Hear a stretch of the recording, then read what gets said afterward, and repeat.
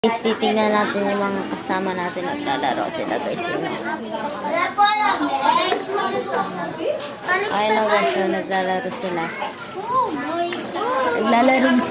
Naglalaro po yung mga kasama ko guys. Naglalaro sila guys. Gabi na lang, una sa labas pa kami.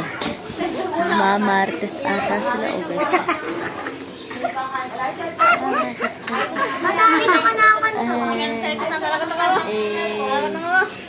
Escape na yan guys.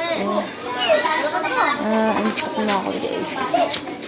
And guys, oh guys, titignan mo kung mag-comment lang kayo. Maganda ha. Ito.